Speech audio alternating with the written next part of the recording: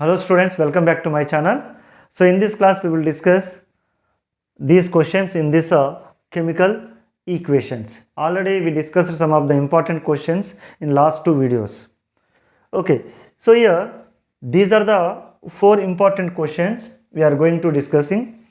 So first one is whitewashing of wall, means the applying of lime water on the wall. So what will happen if we apply the lime water on the wall? So what type of reaction will be occurred, and what are the chemical reactions? What is the chemical equation? So in the exam they will ask like that. So write the chemical equation which is related to whitewashing of wall. That kind of questions they will ask. Okay, so whitewashing of wall means applying of lime water on the wall. So then what will happen? What will happen?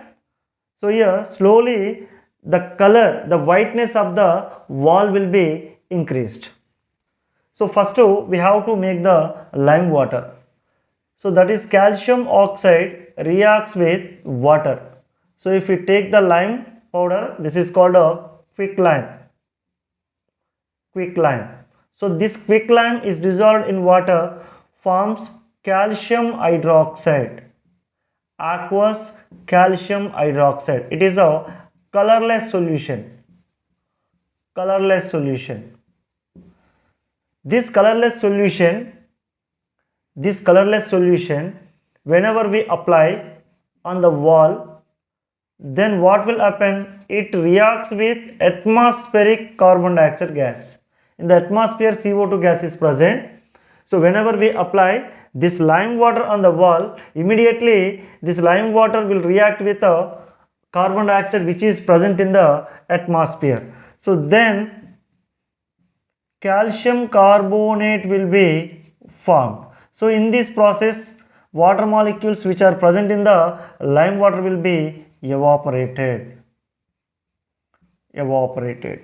So slowly the sticking of calcium carbonate will be occurred on the surface of the wall. Then we can see the whiteness of the wall. So this is called whitewashing of wall. If this question will be come to the exam, you better to write these two chemical equations. Next, come to the precipitation reaction. Precipitation reaction means, so generally precipitation reaction is occurred between aqueous solutions of salts. So for example here, barium chloride, it is a salt. Whenever it is dissolved in the water, it forms a aqueous solution. So it is a colorless solution. It reacts with sodium sulfate. It is also salt. To make the solution, we have to add a required amount of water. So here also it is also colorless solution. So whenever these two colorless solutions will be mixed together, we can see the formation of a barium sulfate which has a white color. This is called a white PPT. PPT means precipitate. This precipitate is represented by downward arrow. Downward arrow represents the settling of insoluble substance at the bottom of the beaker. So the settling is going at the bottom of the beaker. So that's why that is represented by downward arrow. Next here, 2 moles of sodium chloride. This is a aqueous clear solution. Understand? And this equation also, this reaction also called a double displacement reaction. Double displacement reaction or double decomposition reaction.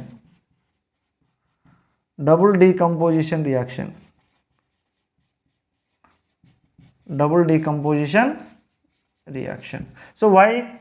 Here both barium and sodium elements will be replaced each other or displaced each other. So in the place of sodium, barium will be replaced, and in the place of barium, sodium will be replaced. So here that's why it is called a double displacement reaction. So what about the double decomposition reaction? Two times decomposition will be taken place. So that is a barium chloride is decomposed into Ba+2 and a Cl minus ion, 2 Cl minus ions. Next sodium sulfate is decomposed to 2 moles of Na plus and 1 mole of sulfate ion. So here in this, barium combines with the sulfate ion in the sodium sulfate and sodium ion combines with the Cl minus ion in the barium chloride.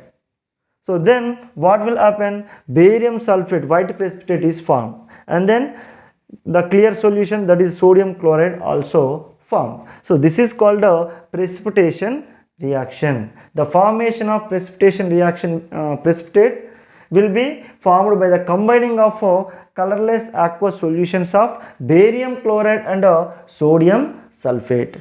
So we can guess this question in objective purpose. Identify the double decomposition reaction in the following.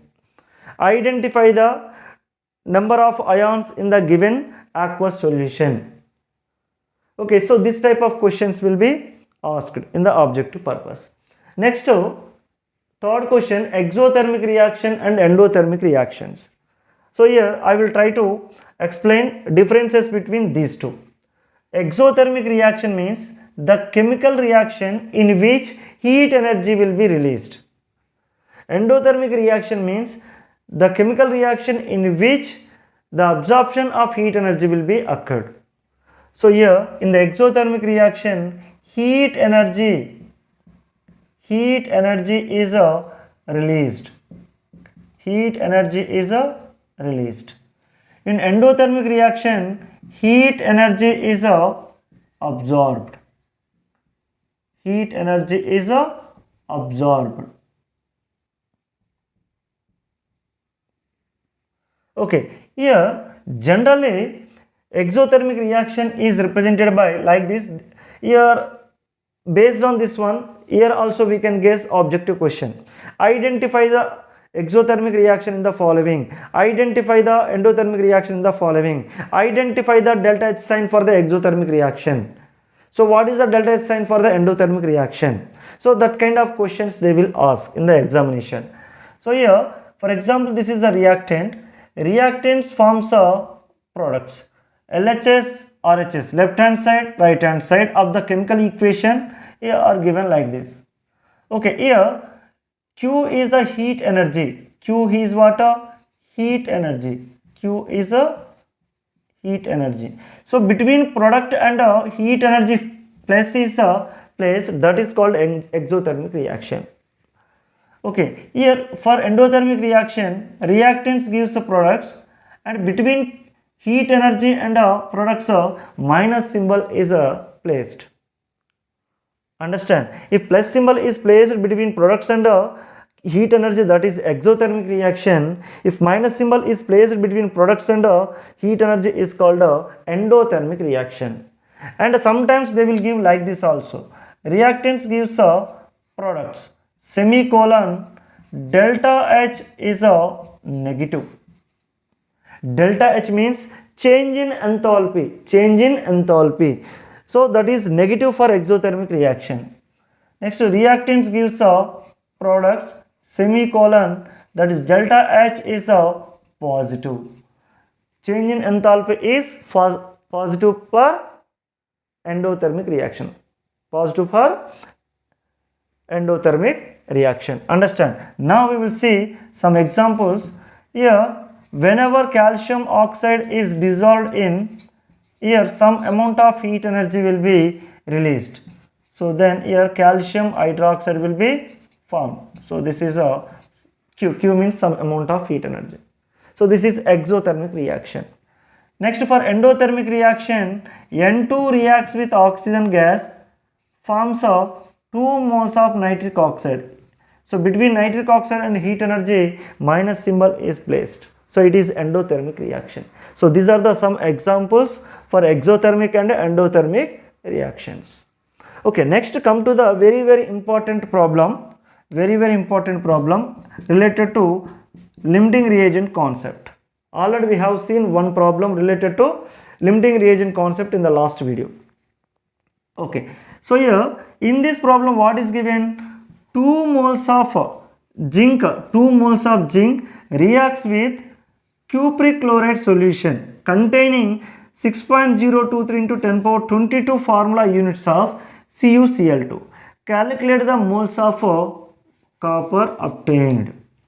So as per equation, 1 mole of zinc reacts with 1 mole of CuCl2 forms 1 mole of zinc chloride and 1 mole of Cu.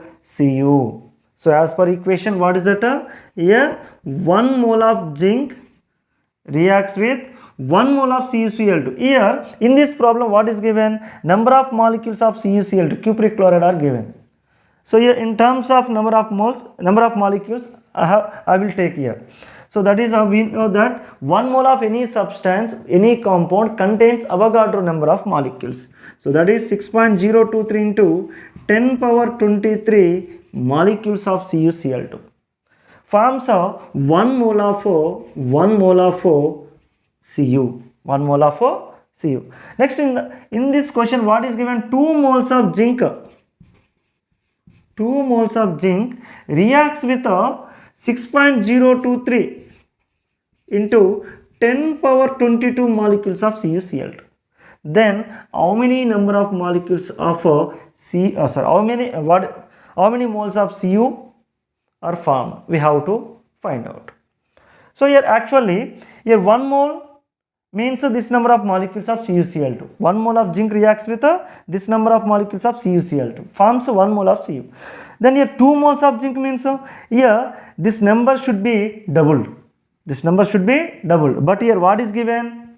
What is given? 6.023 into 10 power 22. So compared to this one, it is somewhat less. Means it is called a limiting reagent. Limiting reagent means the substance which is not sufficient to occur chemical reaction 100%.